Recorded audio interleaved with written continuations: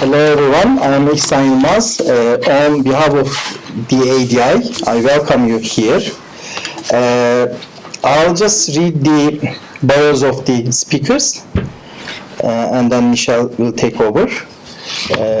But first of all, please can you turn your mobiles off or just take it to silence? And also we have our hashtags here for Twitter. If you want to tweet the event, you are welcome to do so.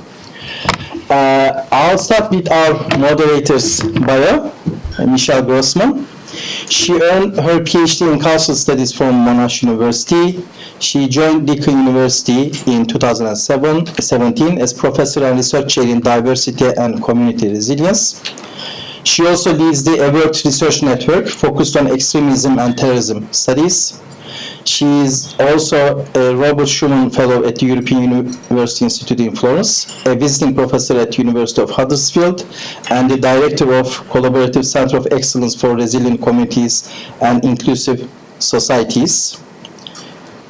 Her current projects involve research programs funded by the U.S. National Institute of Justice, Public Safety Canada, and Horizon 2020 project on radicalization, secularism, and the governance of religion in Europe and the Asia Pacific. Gary Boma is the UNESCO chair in intercultural and interreligious relations, Asia Pacific, and emeritus professor of sociology at Monash University. He is an associate priest in the Anglican parish of St. John's, East Malvern. His research in the sociology of religion examines the management of religious diversity in plural multicultural societies, education about religions and worldviews, postmodernity as a context for doing theology, religion and public policy. He serves on the Multi-Faith Advisory Group to the Premier and the Social Cohesion Institute of the State of Victoria. He is the author or co-author of over 25 books and 380 articles. He has been invested as a member of the Order of Australia, AM, for services to sociology, to interreligious relations, and to the Anglican Church of Australia. Reverend Professor Simon Robinson, who is an old friend of mine, about 14 years. Yeah. He was educated at Oxford and Edinburgh universities. He entered university chaplaincy and lectured in Edinburgh and Leeds universities. In 2004, he joined Leeds Beckett University. At the time, it was Leeds Metropolitan University, yes? Yeah. And then Leeds Business School as professor of applied and professional ethics. His books include Values in Higher Education, Islam and the West, Spirituality, Responsibility and the Practice of Healthcare, Spirituality, Ethics and Care, Leadership, the Responsibility, the Practice of Business Ethics, Co-Charismatic Leadership, the Practice of Integrity in Business, the Spirituality of Responsibility. He is the Director of Research Center for Governance, Leadership and Global Responsibility, Leeds Business School, and Editor-in-Chief of the Journal of Global Responsibility. Thank you all, and we look forward to the conversation. Michelle, over to you. Thank you so much for that lovely introduction, Ihsan, and welcome everybody. It's great to see the crowd that we have here.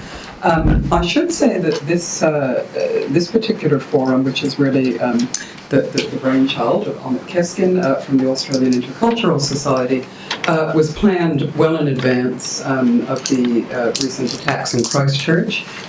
We're obviously not going to limit our discussion to those events tonight, but I think certainly the issues that we're going to be looking at today around responsible political and religious leadership.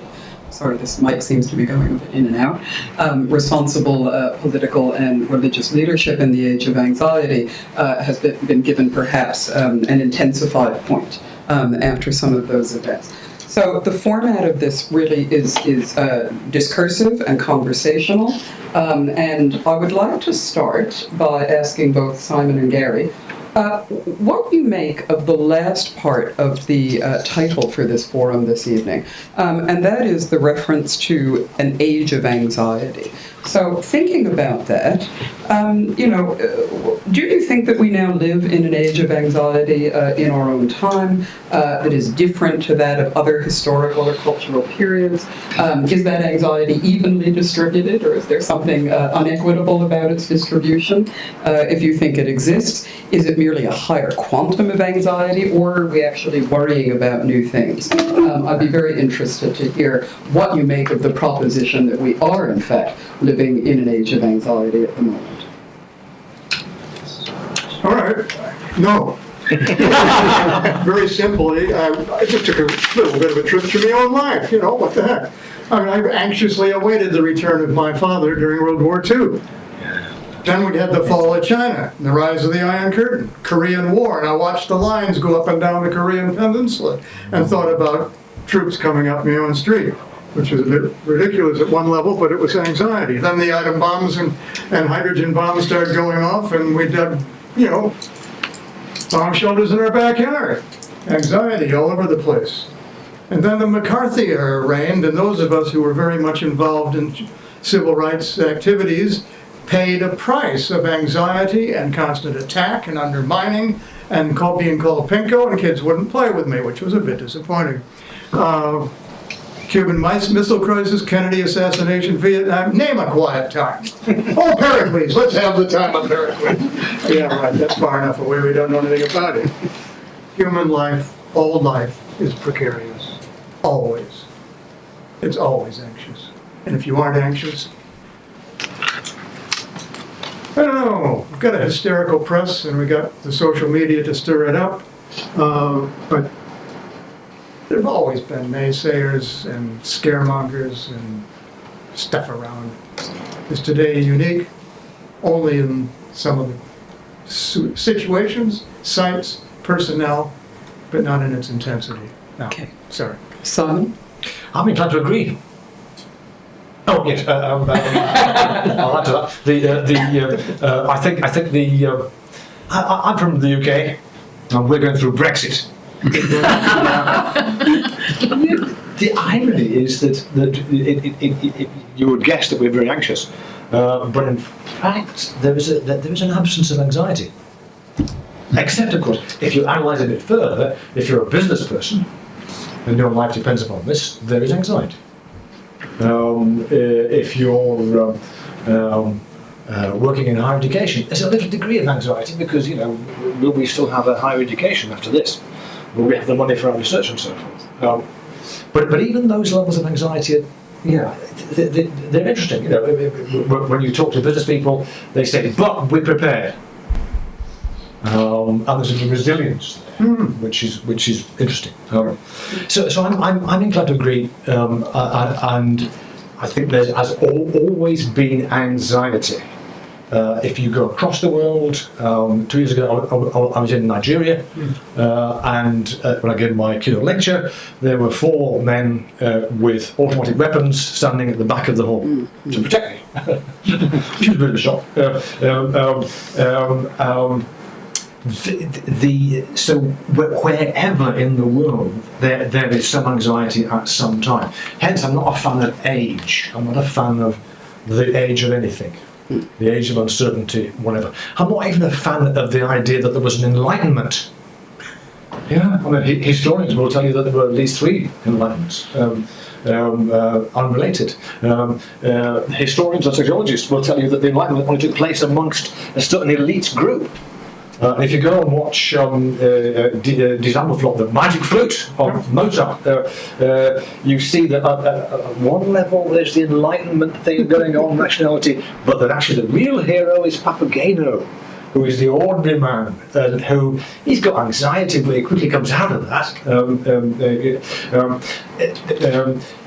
Just to reinforce this notion, an academic reference, Geoffrey Parker. You must read Geoffrey Parker's book on war, climate, and climate change in the 17th century. It is extraordinary. Yeah. The Little Ice Age. The Little Ice Age. And everybody was fearful of the glaciers coming and overtaking them.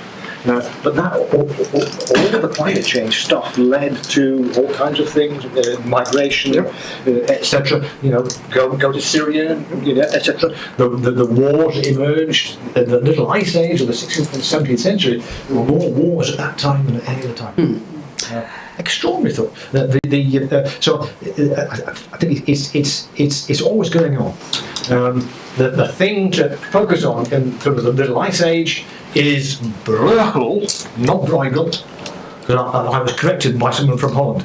They said it's Bruegel, Pieter Bruegel, the elder. Look at his Hunters in the Snow.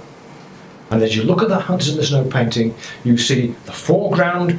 There are a number of hunters, heads down. They're trudging back from that. Very, very few things to eat. The dogs, they're all down. And it's coming snow. In the midground, you've got everybody skating and enjoying themselves. And smoke coming from the houses and so forth. In the background, you've got glaciers.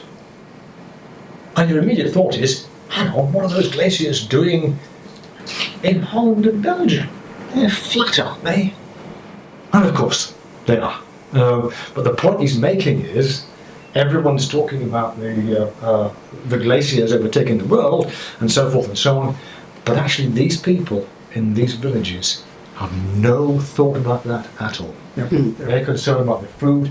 Wrong. So I want to both agree and disagree with the propositions that both of you are making. So I think, Simon, that you're raising a very key point about the sort of dynamic nature of anxiety, and also about the far horizon of when anxieties are and aren't perceived. But let me try and take a slightly different tack, because I do see things a little differently. I would suggest that one of the, if we're thinking about our own age, okay, writ large at the moment, we have inherited an idea about anxiety, and this does relate to political and religious leadership. We've, first of all, inherited a tradition in which anxiety is overwhelmingly seen as an individual or a personal trait. And I would go even further, which is to say that the people who tend to suffer the most from anxiety are actually middle class. Working people are often too tired to be anxious. They are just exhausted. No, I'm serious. They're just, but they're just, they're too exhausted, or the anxiety is mediated by the demand to continue to cope with what are very basic life issues. And so in that sense, you could say that our modern idea of anxiety is actually inspired by a very individualized and middle-class idea of what the condition is. But the question that is being posed to us, I think, about whether we are in an age of anxiety, I would say it all depends on who you are and also where you are. And the example, and that it can shift in ways that when we stop and reflect, might be important to consider. So, for example, if you were an American Muslim before 9/11, you weren't particularly anxious about being so. And if you were an American Muslim right after 9/11, and there is an awful lot of testimony and research that says actually our whole sense of comfort, confidence, the taken for granted nature of who we are as part of the American social contract undergoes an absolute tectonic shift.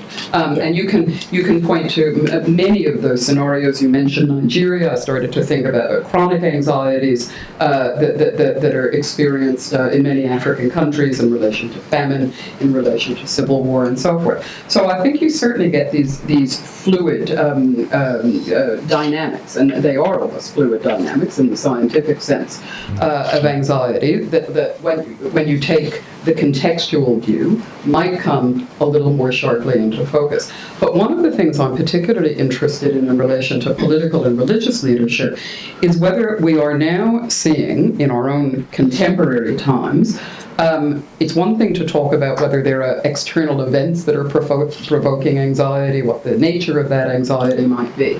I'm interested in the question of political and perhaps religious leaders, although I hadn't thought of religious leaders in this way before, maybe in the past, who actually manufacture anxiety. as part of a broader political strategy. Like Ian Paisley. What? Yes. So you know, are we now living in a period where the manufacture of anxiety for political ends as a deliberate strategy, if you like, to advance, or, you know, a particular, is that picking up pace or not? I want to pick up on your initial assessment, which I would fully agree with, that at one perspective, anxiety is very much a middle class thing. Yes, felt individually, but more than individually, because the middle class anxiety is about falling out of middle class. Going back into not just working class, but particularly in the States, falling right through because there is no safety net.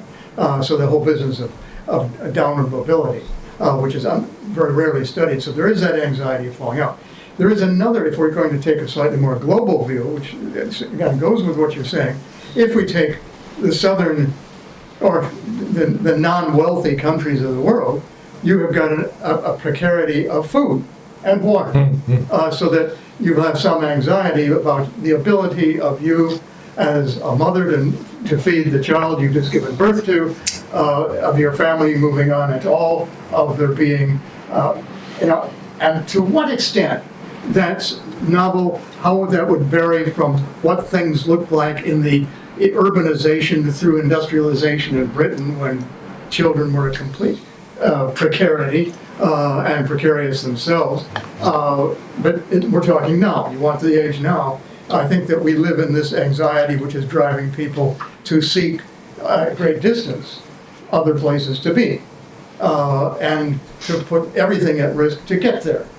Which scares the wits out of those who got there, who fear that they're going to be dumped out of their comfortable middle class position by those who will be willing to work harder for less. Interesting. Much taken by your notion of taken for grantedness. You know, we take for granted the time of peace, and this notion of anxiety not as an individual. I share with you some of the feelings when Brexit vote happened. Several of my colleagues and I, the day after the vote occurred, said that we all felt bereavement. Yeah? It was part of identity, you know.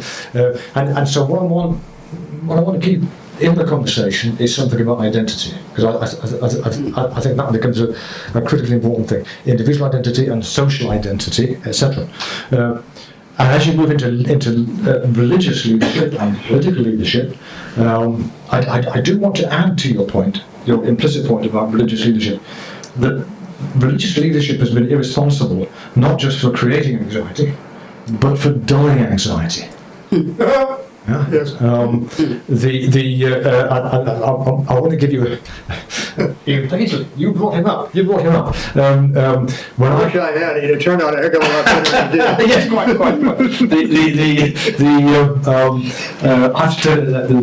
As an undergraduate in Edinburgh, I took a football team to Northern Ireland, and we lost 7-3 to Queen's College. Sadly, the day after we went to Ian Paisley Church. Because we were theologians, we thought, we'll see what's going on. And in the morning, he spoke for an hour. In the evening, an hour and a half. And he was both creating anxiety and dulling it. Yeah? Illustration, though this is rather apocryphal. It ought to have happened, but I'm not sure that it did. Paisley is giving a sermon which is about the end of time, which is about anxiety, is it not? And so he says, and there will be weeping and wailing and gnashing of teeth. A little lady at the front of the audience says, Mr. Paisley, I have no teeth. That's such a Jewish joke. His response is, Madam, teeth will be provided.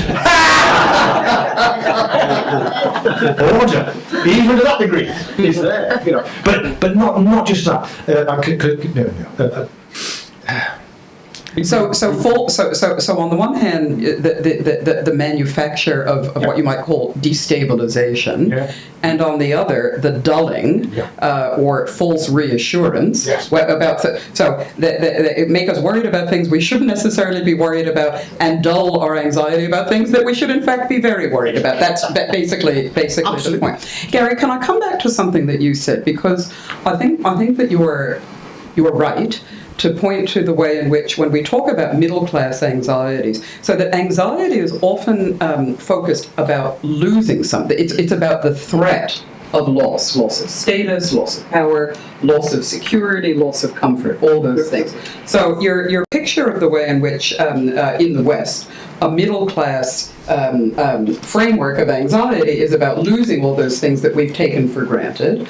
But what about the anxieties of people whose precarity, and I am thinking here about culturally diverse communities, refugees, asylum seekers, and people who have been, who formerly had no reason to worry about their status within broader formations of citizenship or belonging, but who are now feeling a lot more precarious than they used to.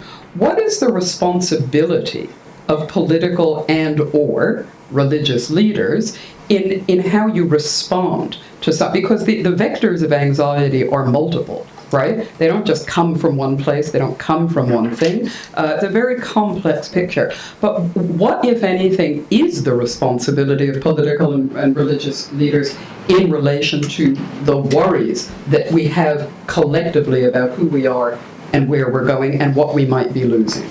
Well, we have Ian Paisley. I want to bring up Adam Clayton Powell, who was a black pastor in Harlem when I was a minister in Harlem. And he had a huge Baptist church, and it was very, very noisy, but it was very exuberant, and it was constantly building hope in people who were in a precarious position. Yes, they had largely been migrants to Harlem, moving in to sandstones that had been vacated by, but being rented by previous owners, and trying to make it so that their kids would survive in the middle class. He also, at the same time, provided a mechanism for the realization of that hope. So he raised hope, and he opened the post office to multiracial hiring. And so he was operating on two levels, keeping the hope up, but not so high as to have it become revolting, and opening up opportunities, etc., and also campaigning for better schools, etc. So what I would say a religious leader needs to do in that context is somehow maintain hope, that is, but also within a realistic frame, be working your tail off to make sure that that hope can be realized. Because otherwise, you're simply building things up for a crash. But to not address the anxiety with hope and with care for these people and understanding what their ambitions and dreams are and how that those are going to be realized by a proportion of that population. Each family will have one or two successes and a couple of drug addict kids that die that we bury. And so there was a wonderful study of Calvinist beliefs and success that was published when I was an early graduate student, and it showed how this family had all these wonderful doctors and dentists and high achievers. And I said, yeah, but look at the bottom of the chart. You got that suicide rate and all suicide rates and all these bottomed out people. There's two ways of going. So it's complex. I would say, first of all, working into the hope, understanding the anxiety, but being out there and being seen to be out there, working in the secular to make sure that the reality could be achieved. Okay. Simon, you're an ethicist. So let me ask you, where does ethics enter the picture in relation to responsible leadership of either the political or the religious variety? Well, the answer is it's all been there, because it depends what you mean by ethics, of course. But the we could end up. We could. Let's focus on responsibility, because you said responsibility. Well, let's focus on that, because it seems to me that ethics Levinas, as you mentioned, thinks that ethics begins with the face of the other. Whoa, interesting. Go further to Ziggy Bauman of Leeds, of course, and a great man. And this focus on responsibility and I think you then need to go a bit further to Ricoeur and look at what underlies that practice of responsibility. Because developing that responsibility requires dialogue and requires the development of narrative. This is something about three other things which ties into hope. Because one pastoral theologian defines hope as the development of agency. Yeah, I know who I am and I'm responsible for my ideas and for where I want to be. Secondly, an awareness of purpose and of significant purpose. This makes a difference in some way. And thirdly, pathways, which challenge exactly with what you're saying. Developing pathways. You've just described the perfect terrorist. That's really interesting. But if the critical point, if you go back to Aristotle and Ricoeur, is that the agency is critical. That is to say, you are continuously reflecting upon your perspective, how you see the world, and you're opening that up to challenge from others. You're continuously reflecting upon your purpose and what you see as the core worth in relation to that world, and you're continuously reflecting on your core moral values. This is where the ethics comes in an integrated reflective practice. Yeah. So it's post-hoc. It's reflective. It's after the event. And that's really interesting. It's really interesting. Yeah, it's safe. It's absent from reality. It's gone. You're not interacting anymore. You're reflecting. You're not facing reality. No, it's not post-hoc because it's reflective practice. It is a cycle. It is a cycle of learning. So you're building up your capacity to make a decision. You're building your capacity to develop wisdom and deliberation. So long as you keep it fluid. Of course. And you have been fluid in your description. I appreciate that. Yeah. I keep getting up against people. What's your ethical framework? I know that. Every time I encounter an ethical framework, it's somebody telling me I can't do what I want to do. Which is what I need to do for social justice. Before you knock yourself unconscious, let me intervene here for a minute. And I must be bringing the righteous mind into it. So in some of the preliminary correspondence that we had about this topic before we came to be seated as you see us here, I had raised, as Simon mentioned, some of Levinas's ideas about ethics and responsibility. And Simon, in everything that you've just said, the focus has very much been on the you, which is to say the I, what is my agency, what is my reflection, right? In other words, that one has to, what I'm interested in relation to some of Levinas's ideas, when he talks about the ethics of, he said that ethics is all about responsibility, and it's actually about responsibility, not just for owning your own beliefs, actions, behaviors, practices, but fundamentally about responsibility for others. And in fact, for any other that you encounter, this is his famous contribution, and he says that the reason that you become responsible for the other when you encounter them is because of their vulnerability. And his definition of that vulnerability, which is fascinating, he says, the other is vulnerable in relation to you purely because they are not you. Purely because they are not you. So I'm very interested to hear from both of you. How does that idea of responsibility for others, for the other, and the vulnerability that is instantiated purely by the fact that they aren't you, how does that connect with our ideas, or with your ideas, about responsible leadership? Well, I love the reading of Levinas and, or is it Levinas? I don't know. And the whole notion of ethics arising out of eye contact, Yeah. about seeing the other Yeah. there, completely in front of you. And I think there's a foundational reality to that. That if for some reason we had never encountered the face of another in that kind of moment, we would be incapable of an ethical decision. We'd be incapable of understanding others or the other. If you think that is essential to every ethical relationship, that I have an I-thou relationship with a particular set of eyes, forget it. No, I don't think he says that. But that is an experience that is foundational. Yes, we have it, if we're lucky, with our mothers, perhaps with our fathers, perhaps with other people around us in very early age and later on. There was that wonderful TV program where you had to look into the eyes of somebody for, I forget how many, whether it was 30 seconds or 30 minutes, but it was precisely that broke these people down and dissolved, because they both became vulnerable to each other. Now, what does that have to do with leadership? If you do not have that as your core experience about others, you're going to be a lousy leader. Which is to say, to be able to limit the I because you recognize that there's something beyond it. Exactly. And something that is vulnerable, valuable, interesting, but certainly not me. Therefore, hey, I could be boring.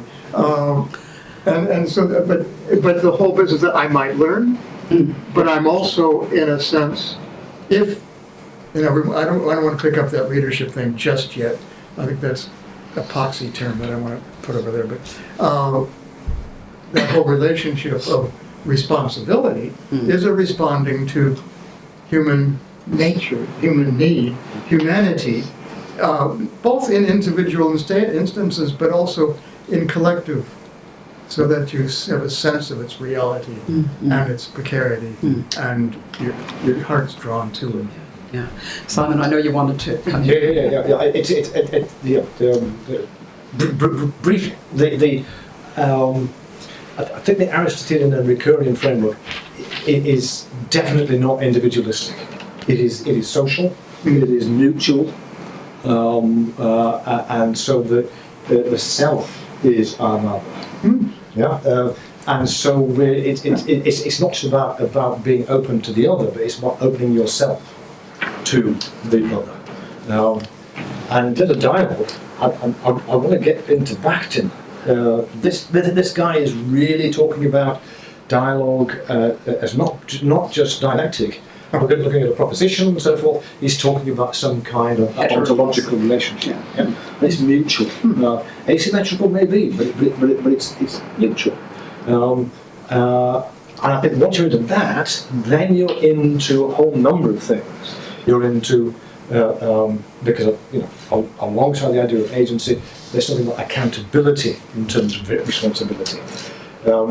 We live in a world of leadership, where they think they're accountable but are not. It is a myth which is perpetrated by business people, by church leaders, and by politicians, because they don't actually listen. I just raised the issue of leadership. Give me 2 seconds. Oh, yeah. I find that every time that word comes up, at least in my head, and I suspect in others, all we get is masculine, patriarchal, fathers knows best images, and we cannot get rid of... Speak for yourself. Fine, I will. I hardly speak for anybody else, but all you get. but all that patriarchal stuff is what we expect, what we want, knight in a white horse, King David, if you wish, the prophets, peace be upon him, perhaps, but he was much more consultative and a creative responder than was any sultan I know. And I mean, we just are stuck with horrible images. Too individualist, too testosterone driven, and a product of history written by and for man. I don't have to say that too many more times, but that, trying to get away from that, and I cherish the way you've taken us into this that hasn't started off with that, but I need to constantly push that stuff behind, because otherwise what we're trying to do is kind of twink with the image, with this reality of masculinity, and try to come up with something other than Margaret Thatcher. Mrs. May. Golda Meir, Jacinda Ardern. I'm sorry. There are some beauties in that, and there are some problematic ones. I would say that, yeah. But it's a matter of the image against which they are judged as a masculine one. And I think Jacinda is actually breaking that and just simply saying, I'm me, get over it, breathe in a bag, and then have a baby in office. Not going to do this. I love it. Yeah, but that's part of the real problem behind all of this and getting past that. It's a crucial point because it goes across all sectors. Yep. Because the corporate world, everything in the corporate world is about the individual who is the CEO who knows everything. They even have a thing called agency theory. And the agency there is not to do with psychological agency, it's to do with economic agency. And it goes something like this: the CEO is the agent, and the CEO knows everything, and the board has to somehow control. But if they find it hard to control, because he knows everything, and he will solve everything, and it will be a he. Occasionally there's a she, but she's really he. Well, if she just knows she's a he. Okay, but you're absolutely right that there is and once you move into a whole bunch of and you see it in higher education increasingly now, vice chancellors. I get the increase in their remuneration, certainly across Europe and the UK, is massive. And how do you justify that? By going back to the individualistic and all-powerful person who will solve everything for you. So you justify it usually by draining off the salaries of the rest of the academic community who works in a university. That's another story. Of course. Now, the model, I think both of us are agreeing in terms of responsibility and leadership. Feel co-optation.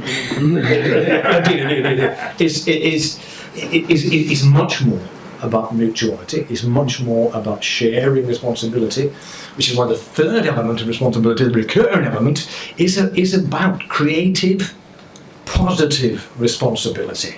And he specifically works against the negative view of responsibility, viz. Blaming. Yeah, because blaming ties in with the big father who will blame you if you get that wrong. Yeah. Now the big father. Final point. The big father will blame you if you get that wrong. Of course, he doesn't really listen to you. That's a really important point. If Children are to seen and not heard. Come on. Of course. Who raised you? Of course. If you go to Jim McNamara's report on the architecture of listening in organisations, 2015. And he's from, I think, Newcastle, New South Wales. A great man. He did some research where he looked at he talked to CEOs. He said, "How do you communicate with your people?" Through dialogue, of course. And then he said, "Do you mind if I just check this out?"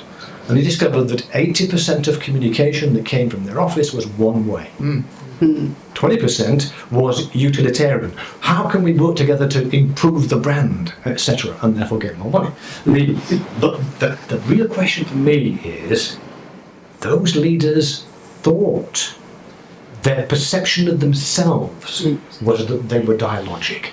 Now that's really interesting, because it tells us that they were not responsible. They weren't able to critique themselves.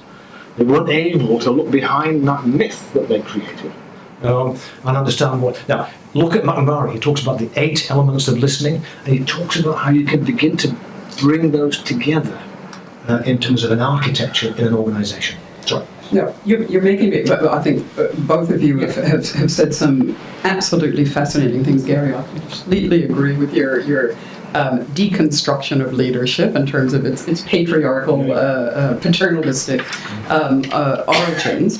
But the word, so I was thinking, okay, if we don't talk about responsible leadership, if we take the leadership out of responsible leadership, what are we left with? Well, we're actually left with something like the responsible use of power and authority, both of which are, I mean, whether we like it or not, in many societies, including our own, by which I mean contemporary Australian society and other Western societies, the sad fact of the matter is that we still continue to demand and to appear to desire leadership of certain kinds at certain points. So I think so that's one idea that we can follow up. But where I really want to take this just for the moment is to go somewhere.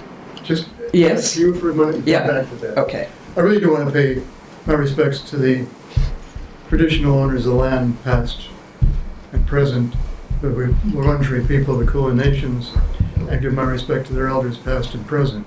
And I would like somehow for us, by which I mean Australians, the West, whatever, to pay attention to their models of leadership, to see if we have anything to flaming well learn, in addition to a whole bunch of other stuff from these people we despise and for whose culture we reject so quickly. And I think that there may well be, we know that there are carriers of tradition and authority who exercise that in various ways. Is there some modeling in that might be very informative, about which we might at least admire, and from which we might. So this is, and in some ways you've taken me exactly to where I wanted to go. I might, but I wanted to get it. No. Thank you very much for that. Because really, the term that I keep thinking about as you both talk is about the role and the importance of humility. So that, in other words, I think we have come to a pass where we think that the only true leader, or the only true model of leadership, is one of ever multiplying aggrandizement, exaltation, okay? Bigger than, better than, stronger than, mightier than.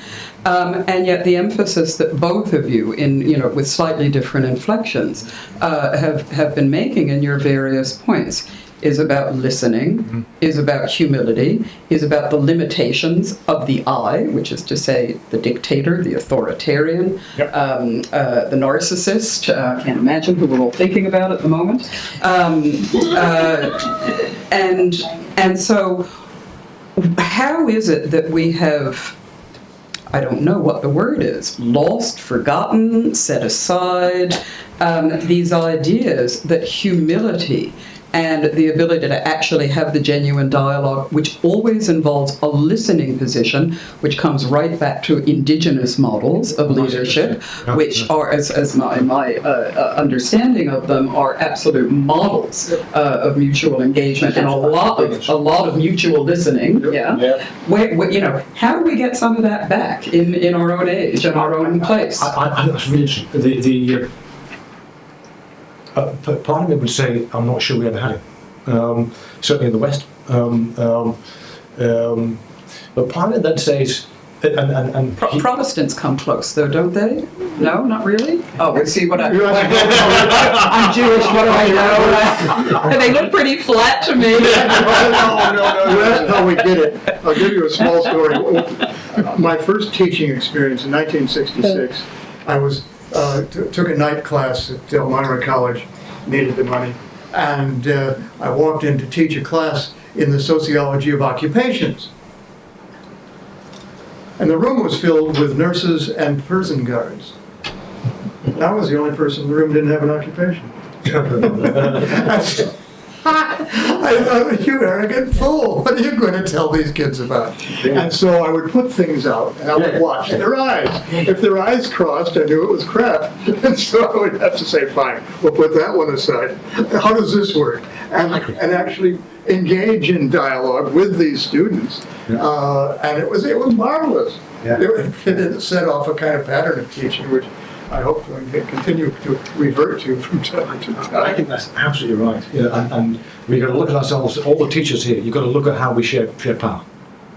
I got into a lift the other day, and these three students obviously didn't notice that there was this old bloke at the back of the lift. Disappeared. That's why. From one said to the other, that was effing useless. And then the other said, yeah, you're absolutely right. He's a total effing dimwit. They were referring to the lecturer.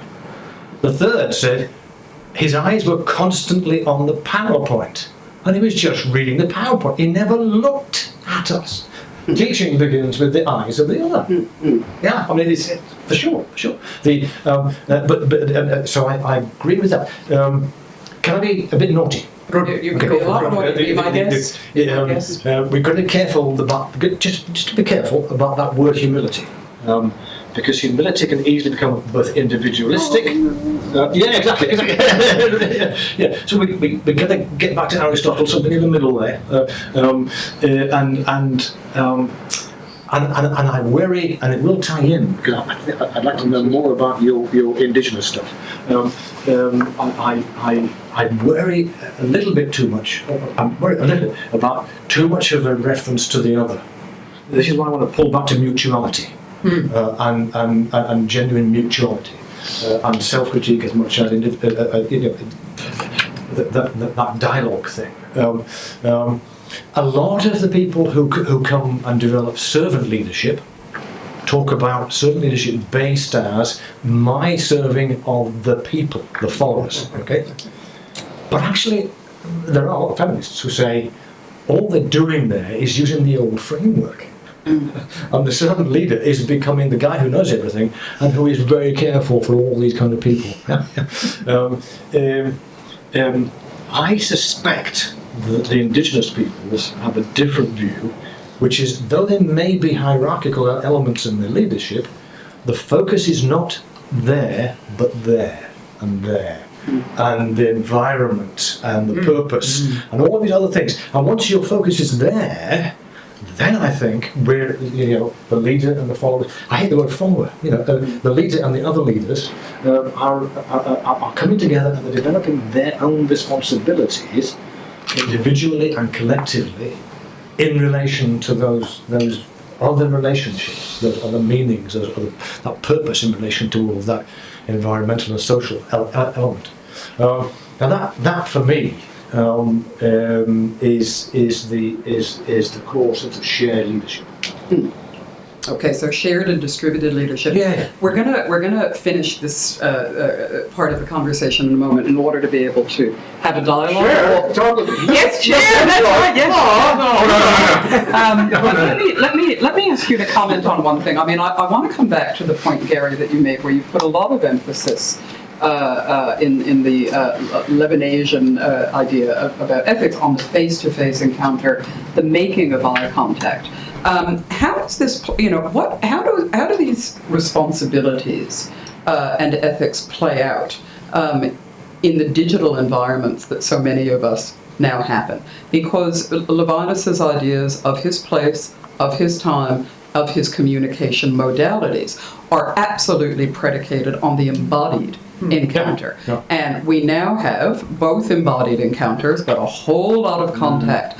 And there are, it is a topic of enormous debate at the moment about what political and religious responsibility looks like in a digital age, in digital, neighborhoods or environments. Just very quickly, the thoughts of each of you on how we might be needing to adapt or evolve some of our ideas, moving out of the literal idea of face-to-face when we start to contemplate what that looks like. I'll hold on to it as being foundational. Okay. And that we all learn it that way at the beginning.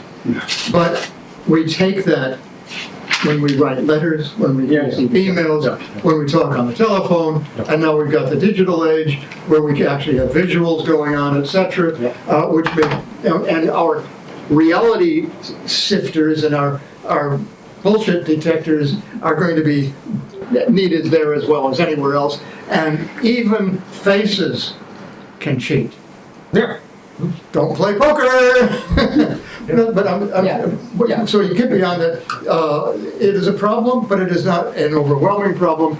And yet within that, learning and remembering to take that view of and that reality of humanity with you into that space is part of the discipline I think we're required to encourage in others, develop in others, and be aware of in ourselves. Okay. It's about communication. It's about community, and therefore a digital community. And I'll just tell you a story. An old mate of mine who was a professor of engineering at Heriot Watt was with just this kind of dialogic teaching. Yep. And then he went to the University of the Highlands and Islands, and you can't get face-to-face there because they're all on different islands. So he did his teaching by email. Now, the interesting thing was that two of the students, when they wrote back to him at the end of the course, said, we have never trusted a tutor more than in this experience.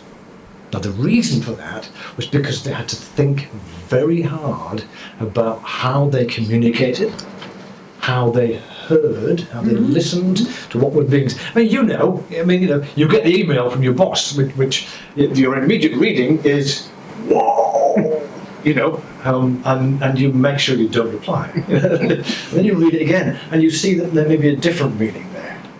And then you realise maybe what I should do is write back and say, can I just check this out? Did you actually mean that? So I wrote back to, it wasn't you, it was Mohammed, I think it was, who said, are you okay about getting in at 12:30 with your flight and then doing a session at 12:30 or whatever? Now I thought he meant 12:30 on this day, and then having a night of sleep, and then having writing. I didn't bother to check it out. I didn't bother. A simple factual matter was not checked out. So I landed, and about 2 hours later, I was giving a lecture. It was. As you really want to do. So, but if we've got the community right, then the communication can be questioned and tested, which is why we keep going back to dialogue in and through. And the problem is that Facebook, etc., do not practice dialogue. They do not. So they practice utterance rather than dialogue. Exactly. Yeah. Okay. On that note, let's open it up for comment, question, discussion from anybody on the floor. Yes.